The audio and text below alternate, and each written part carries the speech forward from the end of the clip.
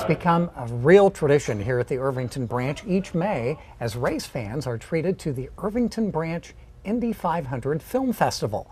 This year's films are on Tuesday, May 9th and Tuesday, May 16th at 7 p.m. Coordinator Mike Hilton is with us again this year to talk about this year's lineup of films. Mike, thanks for joining us, and we get so excited looking ahead to the month of May. I know you do too. What about the theme for this year's Indy 500 Film Festival? Well, this year's theme is the celebration of the 40th year of A.J. Foyt's fourth win as a driver, I might add. So we're going to be watching A.J. Foyt this month. On the first week, on Tuesday, May 9th, we're going to watch his first win in 1961, the Golden Festival of Speed. Also that night, 1964's film Strategy for Speed. And also, to cap off that first evening, the 1967 film The 51st 500. Very interesting. And then the series continues the following week on May 16th with one film, correct? Yes, Tuesday, May 16th, we're going to watch 1977, Foyt's fourth win. Now, looking at these films, these are typically, what, a half hour, 45 minutes in length. Where do the films come from? Most of what we're watching here, these were made by different sponsors who were promoting their products.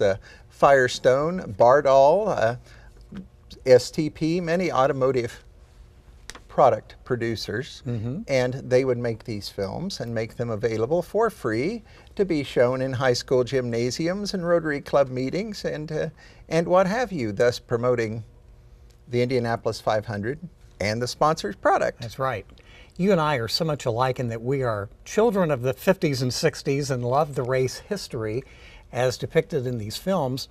What makes this series special for you, and what makes it so interesting for people to come and look at these historic films? I think what works in this instance works for both myself and the public.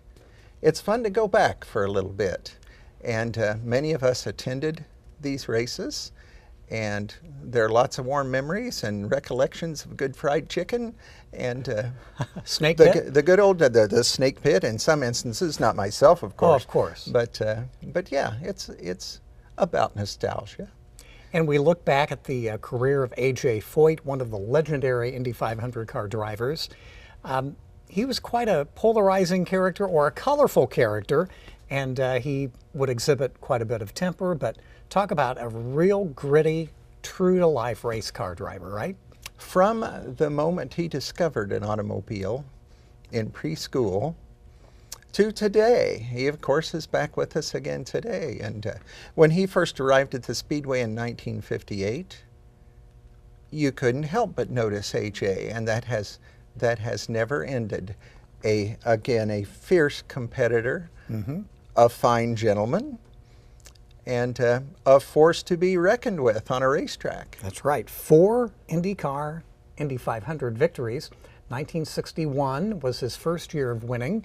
In 1964, we all remember this race because he won in spite of what was just a terrible tragedy, a very fiery crash in turn 4. What's your recollection of that 1964 race? Well, on the second lap, of course, as our viewers probably all know, Dave McDonald, a fine sports car driver, an excellent sports car driver with a great record at his first Indianapolis, went out of control in a Mickey Thompson, what they called the roller skate at the time. And he, Eddie Sachs, Johnny Rutherford, Bobby Unser, Ronnie Duman, and others wound up in quite a tangle there in the fourth turn. And of course, it cost the life of Eddie Sachs and Dave McDonald. Right. And AJ was lucky enough to find his way through the flames and the smoke, and there was a last lap crash in one of the races as well. In 1967, actually, it was the year of the turbine.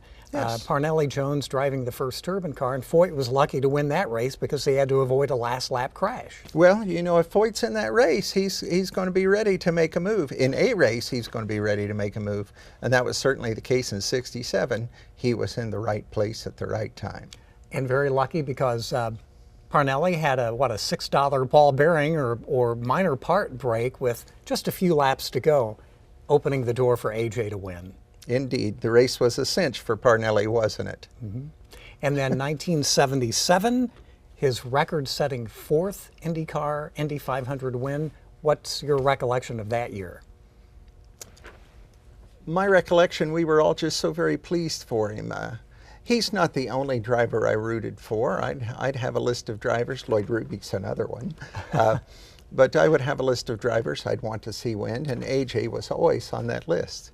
And for me to witness a driver set a record, get a fourth win, which has been matched since then but not beaten. That's right. Yes, very exciting. Now, this Indy 500 Film Festival is on May 9th, May 16th, 7 p.m. here at the Irvington branch, free and open to the public. But you also have an event coming up on May 2nd, which will kind of lead into the month of May. What about that? We do, yes. This would presage the Indianapolis 500. Historian John Rupp's going to join us on May 2nd, 6:30 p.m. And he's going to talk about Charlie Black, who built the first automobile in Indianapolis in the 1890s. Interesting.